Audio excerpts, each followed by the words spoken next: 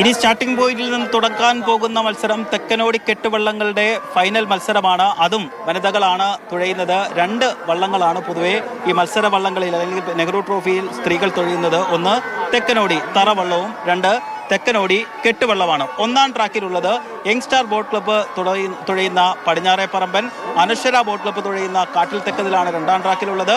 Aishwarya boat club തന്നെ തുഴയുന്ന company ആണ് 3-ാം ട്രാക്കിലുള്ളത്. 4-ാം ട്രാക്കിൽ ചെല്ലിക്കാടൻ ജനിത മെമ്മോറിയൽ ബോട്ട് ക്ലബ്ബാണ് ചെല്ലിക്കാടൻ തുഴയുന്നത്. ഈ ചുണ്ടൻ വള്ളങ്ങളുടെ ഒരു ഗ്ലാമറിൻ്റെ ഇടയിൽ മുങ്ങിപ്പോകുന്ന വള്ളങ്ങളാണ് ഈ തറയോടി വള്ളം എന്ന് പറയുന്നത്, അല്ലെങ്കിൽ തെക്കൻ കെട്ടുവള്ളം എന്നൊക്കെ പറയുന്നത്.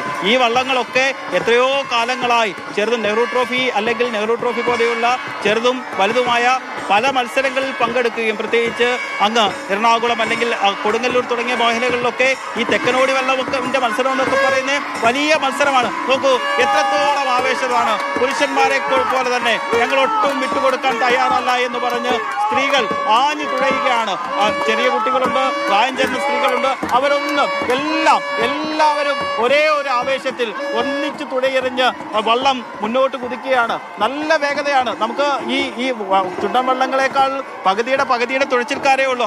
അവരൊക്കെ നേടുന്ന പരിശീലനത്തിന്റെ പകുതി പോലും ഈ സ്ത്രീകൾക്കോ അല്ലെങ്കിൽ ഇത്തരത്തിലുള്ള ചെറിയ വള്ളങ്ങൾക്കോ ഒന്നും ലഭിക്കാറുമില്ല. എങ്കിൽ പോലും ചുണ്ടൻ വള്ളങ്ങളെ ഒന്നും അത്ര നിങ്ങൾ വലിയ ഗ്ലാമർ കൊടുക്കണ്ട, ഞങ്ങളും ഒരു കൈ നോക്കിയേക്കാം എന്ന് പറഞ്ഞ് അങ്ങ് പുന്നമടയിലെ ഫിനിഷിംഗ് പോയിന്റിലേക്ക് തുഴയെറിഞ്ഞു പോവുകയാണ് വനിതകൾ, സ്ത്രീകൾ. എന്തായാലും വലിയ ആവേശമാണ്.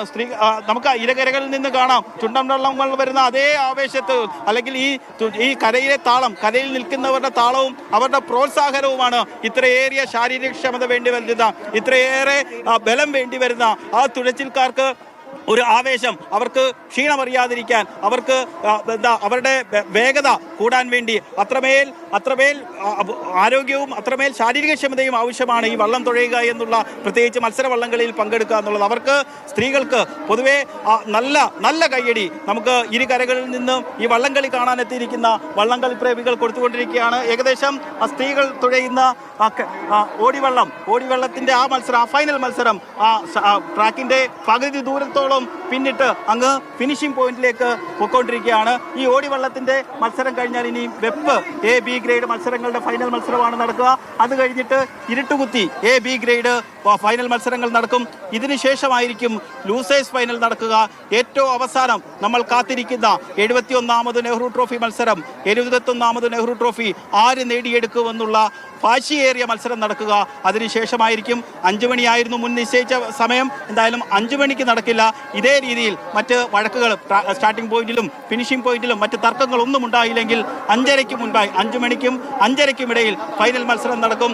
71ാമത് നെഹ്റു ട്രോഫി ആര് മുത്തമിടും, ആര് നേടിയെടുക്കും, നെഹ്റുവിന്റെ കയ്യൊപ്പ് ചാർത്തിയ ആ വെള്ളിക്കപ്പ് ആര് നേടിയെടുക്കുമെന്ന് ഉള്ള കാത്തിരിപ്പിന് എത്രയോ വർഷങ്ങളായിട്ടുള്ള തയ്യാറെടുപ്പ്, എത്രയോ മാസങ്ങളായിട്ടുള്ള തയ്യാറെടുപ്പ്, എത്രയോ ലക്ഷക്കണക്കിന് രൂപ ചെലവാക്കി നടത്തിയ തയ്യാറെടുപ്പ്. ആ തയ്യാറെടുപ്പിൽ ആ വിജയത്തിൽ ആര് കപ്പ് നേടും എന്നറിയാൻ ഇനി അരമണിക്കൂർ അല്ലെങ്കിൽ പരമാവധി പോയാൽ 3/4 മണിക്കൂർ 45 മിനിറ്റ് മാത്രമേ ഉള്ളൂ.